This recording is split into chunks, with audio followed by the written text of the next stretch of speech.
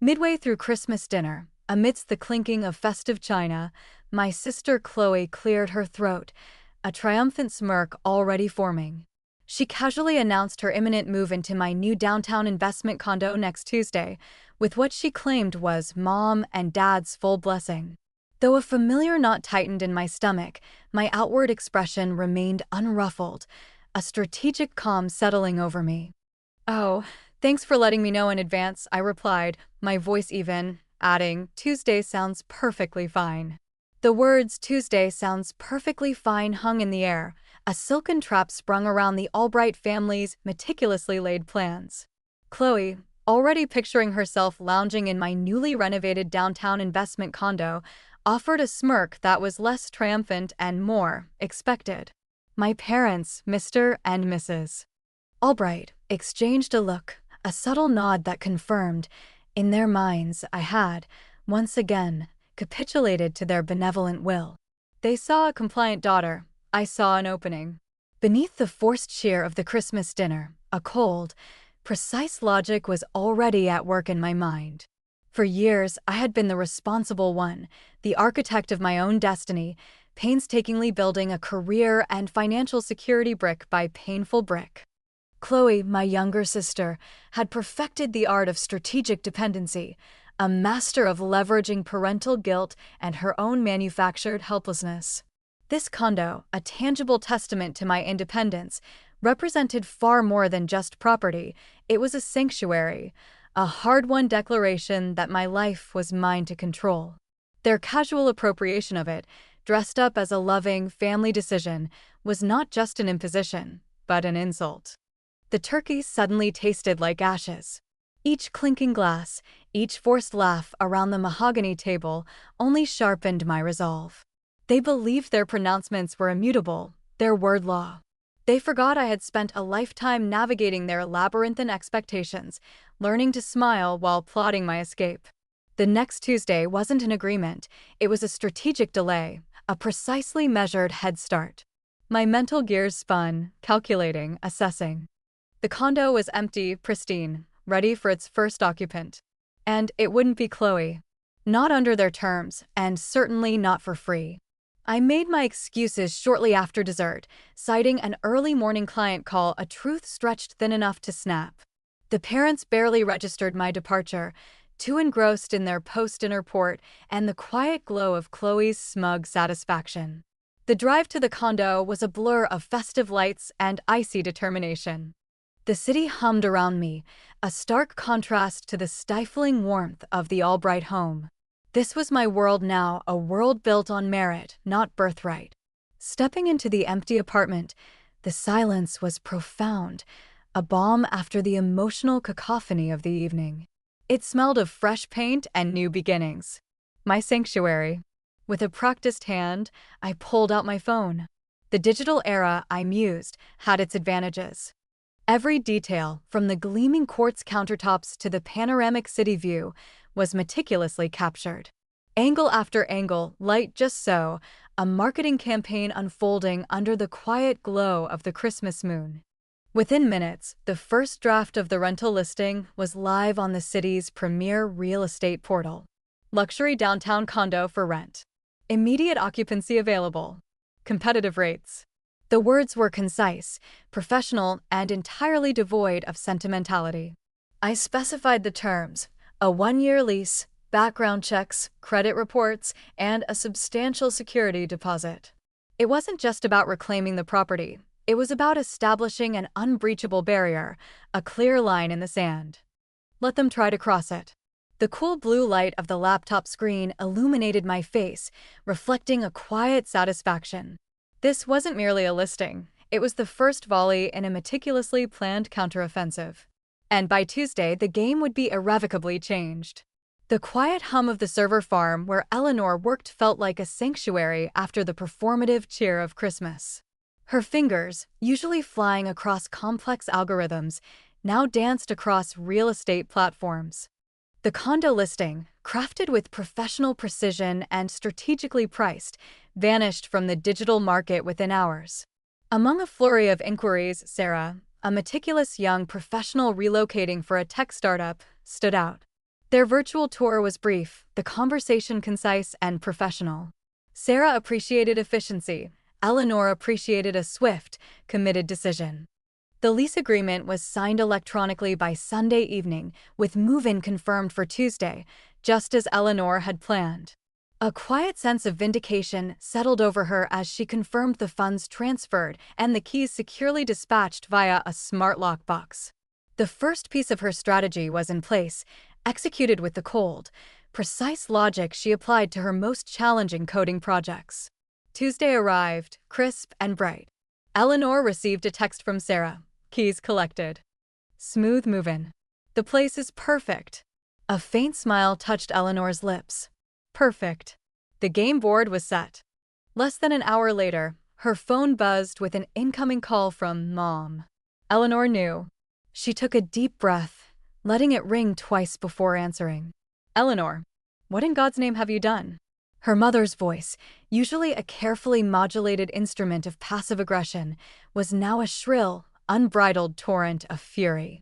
Chloe just called me in hysterics. She went to your condo, just as we agreed, and there are strangers there. Actual strangers unpacking their things. Eleanor remained calm, her voice level. Yes, Mom. Those would be my tenants. Sarah and her partner. They signed a lease agreement over the weekend. Tenants. Her mother shrieked, the sound of glass perhaps shattering in the background, or merely her composure. What tenants? You can't just rent out a property that was designated for your sister. We told you Chloe was moving in. You informed me, Mom. Eleanor corrected gently, but firmly. You didn't ask me. And this is my property. I worked for years, through college and beyond, saving every penny, making sacrifices you and Dad never had to consider to buy this. It's an investment, not a family hostel. Chloe has never contributed a single cent to her own living expenses, let alone a property purchase. How dare you bring that up? Her mother's voice vibrated with indignation. Chloe is your sister. Family helps family. We raised you to care about your own kin, not turn your back on them for a paltry rent check. A paltry rent check that allows me to pay the mortgage and taxes on my property, which I own, Eleanor retorted, her tone still measured but edged with steel. Unlike Chloe, who expects everything handed to her, I believe in earning my way. And as for family helping family, where was that sentiment when I was working 2 jobs to pay my tuition while Chloe was traveling Europe on your dime? Or when I was denied the student loan cosigner you gave her, forcing me to take higher interest private loans? This isn't about helping, Mom. This is about enabling. And I'm done enabling. A stunned silence hung on the line, heavier than any argument. Then, her mother's voice, now laced with icy venom, returned. You will evict these tenants. Immediately. Or you will regret this, Eleanor. This is a family matter, not a business deal. And we, your parents, demand you rectify this disgraceful situation. I will do no such thing, Eleanor stated, her resolve unshakable. There's a legally binding lease in place. I have no intention of breaking it. Chloe is a grown woman. It's time she learned to stand on her own 2 feet, as I did. My property, my rules. And my life. The silence that followed was thick with the weight of shattered expectations and a dawning realization on her mother's part that Eleanor wasn't just asserting boundaries, but fundamentally altering the family dynamic they had so carefully and unfairly constructed. Eleanor knew the battle was far from over, but for the first time in years, she felt truly, unequivocally free, a deep peace settling in her chest. The fragile peace Eleanor had found after the heated call with her mother was short-lived, shattering like a delicate ornament dropped onto marble. The phone rang again, a familiar pattern of escalating pressure, this time with a more ominous tone.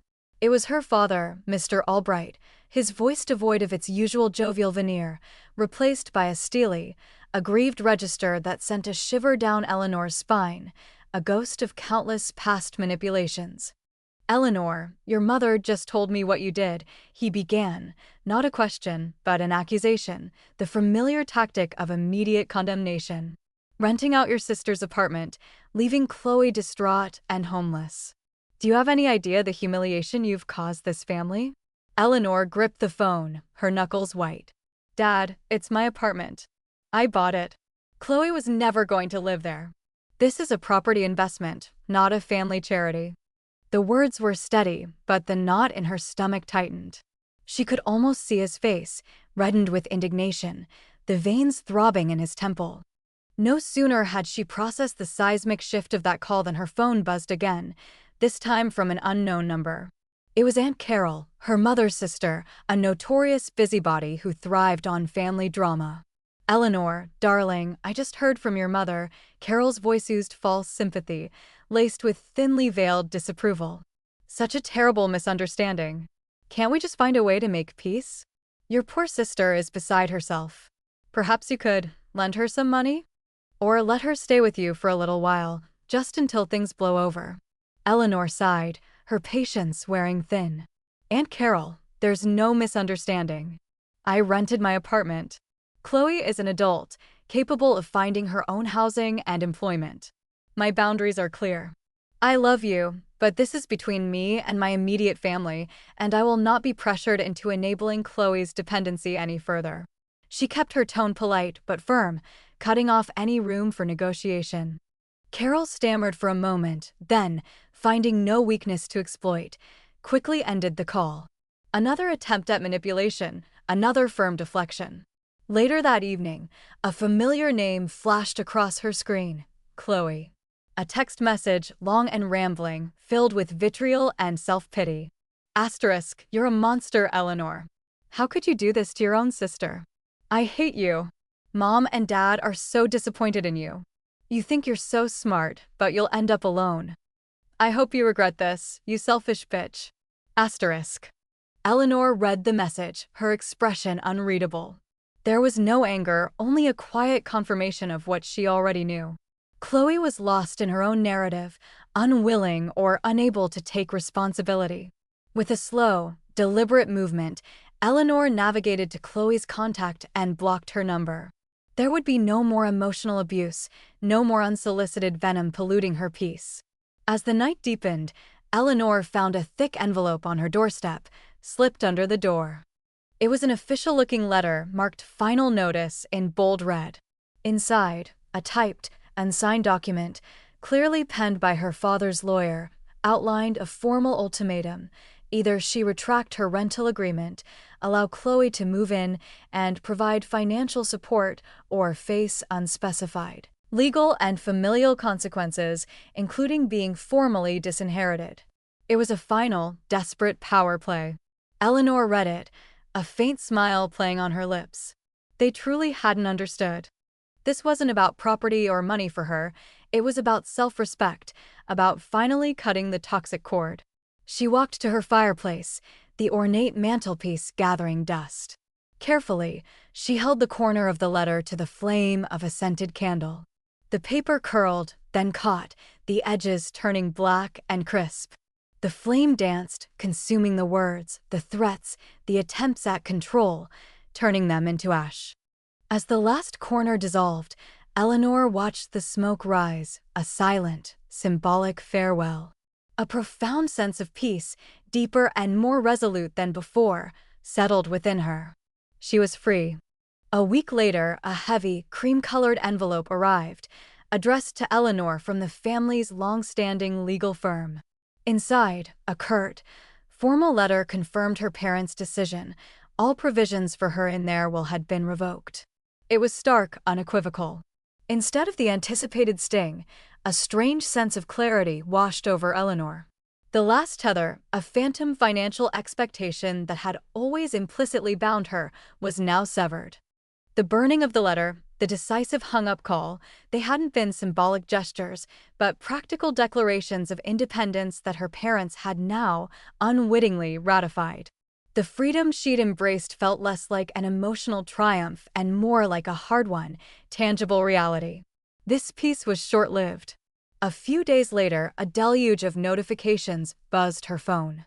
Eleanor, usually detached from social media drama, found her feed ablaze with a lengthy, emotionally charged post from her mother, Mrs. Albright. The accompanying photo was a blurry, tear-streaked selfie of Chloe, looking tragically forlorn, huddled on a sofa. My heart aches for my sweet Chloe, the post began, dripping with theatrical sorrow. Our family is in crisis, torn apart by bitterness and greed. One daughter, whom we have loved and nurtured unconditionally, has chosen to abandon us, to reject the very ties of blood that should bind us. She has cruelly cast out her own sister from a home meant for family, all for the sake of money. Our once joyous home is now shadowed by this unimaginable betrayal. Pray for us, for our family to heal from this devastating wound inflicted by selfish ambition. The comments were a predictable mix of outrage and misguided sympathy, many from relatives Eleanor barely knew, all echoing her mother's narrative of Eleanor as the cold, heartless villain. The public shaming and blatant victim-blaming hit Eleanor like a physical blow. Eleanor stared at the screen, her initial reaction a potent cocktail of hurt, disbelief, and a familiar, weary exasperation.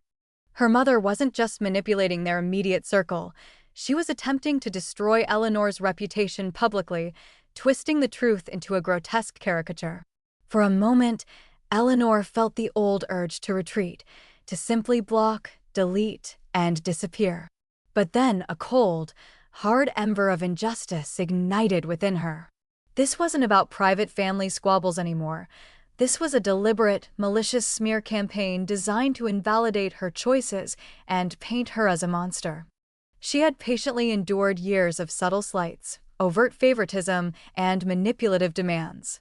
Now, they were attacking her publicly. No, not this time. She opened a new post-draft, her fingers hovering over the keyboard. This wouldn't be an emotional tirade. It would be a meticulous, factual dismantling of her mother's narrative.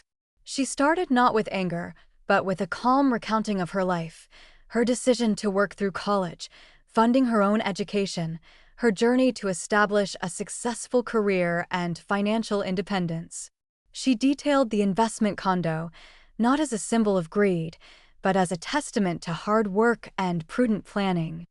Then, she gently, but firmly, laid out the history of Chloe's dependence, the parents' consistent enabling, and the expectation that Eleanor would always be the safety net, the one to sacrifice her own resources for Chloe's comfort. She spoke of boundaries, of self-respect, and the right to make autonomous decisions about her own property, her own life. She meticulously avoided emotional language, presenting her case like a legal brief, supported by years of observable facts. As she refined her words, her phone buzzed with an incoming message. It was from her cousin, Olivia, a quiet observer of family dynamics who had always empathized with Eleanor. "I just saw Aunt Carol's post," Olivia wrote. "It's beyond unfair. I remember everything, Eleanor. The endless handouts, them telling you to be more understanding when Chloe would never lift a finger.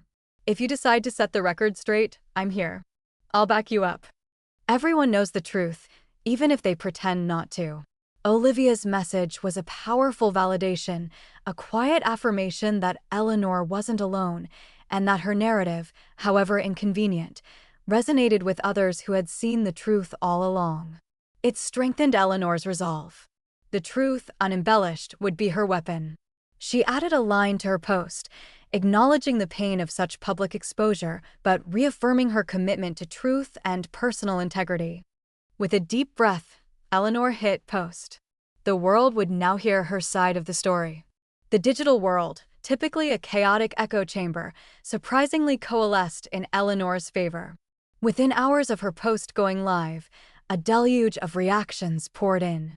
Likes soared into the thousands, comments section brimming with affirmations, shared experiences, and outright condemnations of her parents and Chloe's behavior. Many recounted their own struggles with entitled family members, finding solace and vindication in Eleanor's articulate stand. Screenshots of her post ricocheted across various platforms, amplifying its reach far beyond her immediate network. The sheer volume and intensity of support were undeniable. By mid-morning, Eleanor observed a telling development. Her mother's original, melodramatic post had vanished. It was a small victory, but a significant one, a public retraction, however silent.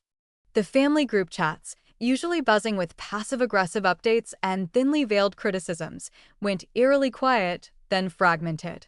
Whispers and pointed questions began to surface in individual messages Eleanor received from more distant relatives, hesitant but curious. "Is it true, Eleanor, about the condo?" asked an aunt. "Your mother seemed so upset, but, well, your post paints a different picture," ventured a cousin, hinting at the crumbling facade. Even some of her parents' longtime friends, who had initially sided with the Albrights, began to express subtle doubts to Eleanor, implying they felt a disquieting dissonance between her calm, detailed account and Mrs. Albright's histrionics. The narrative was shifting, driven not by emotion, but by Eleanor's carefully presented facts. Mr. Albright, clearly reeling from the unexpected public backlash and his wife's tactical retreat, attempted to staunch the bleeding.